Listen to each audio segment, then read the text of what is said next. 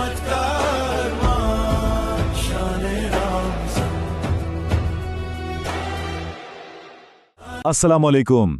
دیکھیں، ہم سب انسان ہیں اور غلطی کرنا، بھٹک جانا، یہ سب ہماری فطرت کا حصہ ہے۔ لیکن اصل سوال یہ ہے کہ جب ایسا ہو جائے تو واپسی کا راستہ کیا ہے؟ آج کی اس گفتگو میں ہم اسلام کے اسی خوبصورت تصور یعنی توبہ کے سفر کو سمجھنے کی کوشش کریں گے۔ اچھا، تو سب سے پہلا اور سب سے بڑا سوال جو دل میں کھٹکتا ہے وہ یہی ہے کہ کیا غلطی ہو جانے کے بعد معافی کی کوئی گنجائش ہے بھی؟ کیا واپسی کا کوئی دروازہ کھلا ہے؟ چلیں آج اسی سوال کا جواب ڈھونڈتے ہیں۔ تو اس سفر کو آسان بنانے کے لیے ہم نے اسے 5 حصوں میں تقسیم کیا ہے۔ سب سے پہلے تو یہ دیکھیں گے کہ توبہ ہے کیا چیز، پھر سچی توبہ کی کیا شرطیں ہیں، اس کے بعد ایک بہت اہم موضوع حقوق و لباد کا معاملہ، اور ہاں وہ سوال جو سب کو پریشان کرتا ہے کہ اگر گناہ دوبارہ ہو جائے تو کیا کریں، اور آخر میں دیکھیں گے کہ توبہ کی قبولیت کی نشانیاں کیا ہو سکتی ہیں۔ چلیں تو شروع کرتے ہیں اپنے پہلے حصے سے۔ آخر یہ توبہ ہے کیا؟ جب ہم یہ لفظ بولتے ہیں تو اس کا اصل مطلب کیا بنتا ہے؟ دیکھیں، توبہ کا لفظ جو ہے نا، یہ عربی زبان سے آیا ہے اور اس کا بالکل سیدھا سادہ مطلب ہے واپس آنا، یعنی پلٹنا۔ اسلامی نظریے سے دیکھیں تو اس کا مطلب ہے کہ انسان ہر بری قابل مذمت چیز سے پلٹ آئے اور ہر اچھی قابل تعریف چیز کی طرف واپس لوٹ جائے۔ تو یہ صرف ایک لفظ نہیں ہے، یہ اصل میں ایک پوری تبدیلی کا نام ہے۔ اب ذرا اس آیت پر غور کریں، یہاں ایک بڑی دلچسپ بات ہے۔ اللہ تعالیٰ کہہ رہا ہے، اے ایمان والو، سب کے سب اللہ کی طرف توبہ کرو۔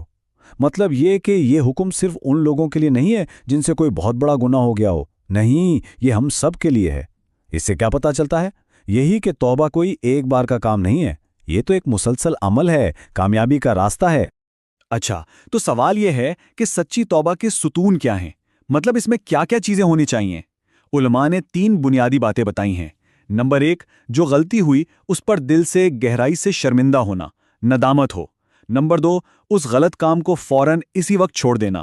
اور نمبر 3، دل میں یہ پکا ارادہ کر لینا کہ بس اب یہ کام دوبارہ کبھی نہیں کرنا۔ اور اس بات کو سمجھنے کے لیے یہ مثال دیکھیں، کیا ہی زبردست مثال ہے۔ حضرت عمر رضی اللہ عنہ اور دوسرے صحابہ سے یہ بات منسوب ہے کہ سچی توبہ ایسی ہوتی ہے کہ انسان گناہ سے پلٹے تو پھر تبھی اس کی طرف نہ جائے، بالکل ویسے ہی جیسے دودھ ایک بار تھنوں سے نکل آئے تو واپس نہیں جا سکتا۔ سوچیں ذرا، کتنی پختگی ہے اس عزم میں۔ چلیں اب آگے بڑھتے ہیں، ہم نے بنیادی باتیں تو سمجھ لی، اب دیکھتے ہیں کہ ایک عام سی معافی توبہ نصوحہ کیسے بنتی ہے، یعنی وہ خالص سچی توبہ جس میں کوئی کھوٹ نہ ہو۔ اس کے لیے اور کیا شرطیں ہیں؟ تو توبہ نصوحہ یعنی خالص توبہ کے لیے کچھ اور چیزیں بھی ضروری ہیں۔ پہلی بات، نیت بالکل خالص ہو، صرف اور صرف اللہ کے لیے۔ دوسری بات، وہی 3 ستون جو ہم نے دیکھے، ندامت، گناہ کو چھوڑنا اور دوبارہ نہ کرنے کا عزم۔ تیسری بات، یہ توبہ وقت کے اندر اندر کی جائے۔ اور چوتھی، جو کہ بہت ہی اہم ہے، اگر کسی انسان کا حق مارا ہے تو اس کی تلافی کی جائے۔ اچھا، یہ وقت کے اندر سے کیا مراد ہے؟ دیکھیں، اللہ کی رحمت بہت وسیع ہے، توبہ کا دروازہ انسان کی پوری زندگی کھلا ہے، لیکن 2 ایسے وقت ہیں جب یہ دروازہ بند ہو جاتا ہے۔ پہلا، جب موت کا فرشتہ سامنے آ جائے اور روح حلق تک پہنچ جائے، وہ آخری وقت۔ اور دوسرا، جب قیامت کی وہ بڑی نشانی ظاہر ہو جائے گی، یعنی جب سورج مغرب سے نکلے گا۔ تو یہاں سمجھنے کی بات یہ ہے کہ توبہ کرنا صرف ایک آپشن نہیں ہے، یہ ایک ذمہ داری ہے۔ قرآن کی یہ آیت تو بالکل صاف صاف کہہ رہی ہے کہ اور جو توبہ نہیں کرتے تو وہی لوگ ظالم ہیں۔ اس سے توبہ کی اہمیت کا اندازہ لگا لیں کہ اسے نہ کرنا کتنا سنگین معاملہ ہے۔ اب آتے ہیں ایک بہت ہی نازک اور اہم موضوع کی طرف، وہ ہے حقوق کا معاملہ۔ دیکھیں، گناہوں کو موٹے طور پر 2 حصوں میں بانٹا جا سکتا ہے، ایک وہ جن کا تعلق براہ راست اللہ سے ہے، اور دوسرے وہ جن کا تعلق ہم جیسے انسانوں سے ہے۔ جو حقوق اللہ ہیں، یعنی اللہ کے حقوق، جیسے مان لیں کسی کی نماز رہ گئی تو اس کی معافی سیدھی اللہ سے ہے، سچی توبہ کے ذریعے۔ معاملہ اللہ اور بندے کے بیچ ہے۔ لیکن جو حقوق العباد ہیں، یعنی بندوں کے حقوق، کسی کا مال لے لیا، کسی کی غیبت کر دی، کسی کو تکلیف پہنچا دی، یہاں معاملہ تھوڑا الگ ہے۔ اس کی معافی کے لیے 2 چیزیں لازمی ہیں، ایک تو اللہ سے توبہ اور دوسرا اس بندے سے معاملہ صاف کرنا، یا تو اس کا حق واپس کر کے یا اس سے معافی مانگ کر۔ اور یہ معاملہ کتنا سنگین ہے، اس کا اندازہ اس حدیث سے لگائیں۔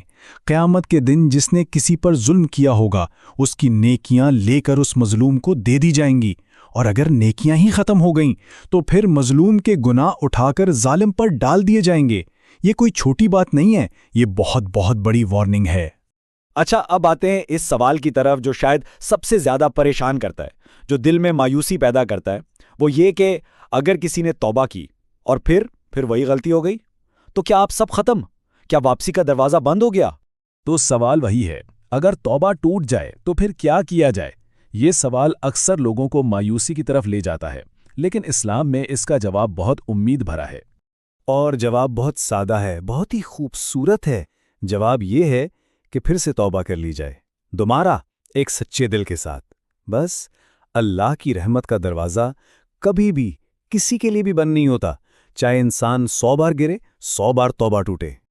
اور یہ حدیث تو دل کو بالکل تھام لیتی ہے کہ آدم کے تمام بیٹے خطاکار ہیں، غلطیاں کرتے ہیں، لیکن ان غلطی کرنے والوں میں سب سے بہترین کون ہے؟ وہ جو بار بار توبہ کرتے ہیں۔ اس کا مطلب کیا ہوا؟ مطلب یہ کہ غلطی کرنا مسئلہ نہیں ہے، ہم انسان ہیں، اصل بات ہے گرنے کے بعد دوبارہ اٹھنا، پلٹ آنا، یہی اصل کامیابی ہے۔ اور پھر قرآن کی یہ آیت دیکھیں، یہ تو امید کا ایک پورا سمندر ہے۔ اللہ خود اپنے بندوں سے کہہ رہا ہے، اے میرے بندو جنہوں نے اپنے اوپر زیادتیاں کی ہیں، اللہ کی رحمت سے مایوس مت ہونا۔ آگے کیا فرمایا؟ بے شک اللہ سارے کے سارے گناہ معاف کر دیتا ہے۔ یہ اللہ کی طرف سے اس کی بے پناہ لامحدود رحمت کا کھلا اعلان ہے۔ چلیں اب ہم اپنی گفتگو کے آخری حصے کی طرف آتے ہیں۔ ایک سوال جو اکثر ذہن میں رہتا ہے کہ ٹھیک ہے توبہ کر لی، لیکن کیسے پتہ چلے کہ یہ قبول ہو بھی رہی ہے یا نہیں؟ ظاہر ہے یہ کوئی غیب کا علم تو نہیں، لیکن کچھ نشانیاں ہیں، کچھ اندرونی تبدیلیاں ہیں جنہیں محسوس کیا جا سکتا ہے۔ تو یہ نشانیاں کیا ہو سکتی ہیں؟ جیسے کہ نیکی کر کے دل کو خوشی ملے، اور اگر غلطی سے کوئی برائی ہو جائے تو دل دکھی ہو۔ وہ جو گناہ کی وجہ سے ایک بے چینی تھی، اس کے بعد دل میں ایک ٹھہراؤ، ایک سکون آ جائے۔ انسان کو خود محسوس ہو کہ وہ پہلے سے بہتر ہو رہا ہے۔ دل میں اللہ کی رحمت کی امید تو ہو، لیکن ساتھ ہی ایک چھوٹا سا ڈر بھی رہے کہ کہیں رد نہ ہو جائے، اور یہ ڈر انسان کو عاجز رکھتا ہے۔ اور ہاں، ان دوستوں سے، ان جگہوں سے دوری اختیار کر لینا جو واپس گناہ کی طرف کھینچتے ہیں۔ اور شاید ان سب میں سب سے بڑی نشانی وہ اندرونی کیفیت ہے۔ وہ دل جو پہلے گناہ کے احساس سے بے چین تھا، ہر وقت ایک بوجھ محسوس کرتا تھا، جب اس دل کو اللہ کی طرف سے ایک سکون مل جاتا ہے، ایک اطمینان مل جاتا ہے، تو سمجھیں کہ یہ بے چینی سے سکون تک کا سفر ہی قبولیت کی ایک بہت بڑی دلیل ہے۔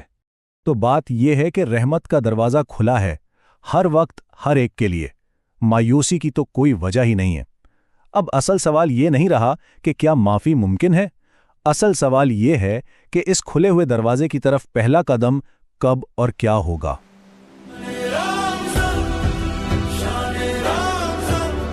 ہر دل کی پہچان شان رمضان، شان رمضان، شان رمضان، رحمت کا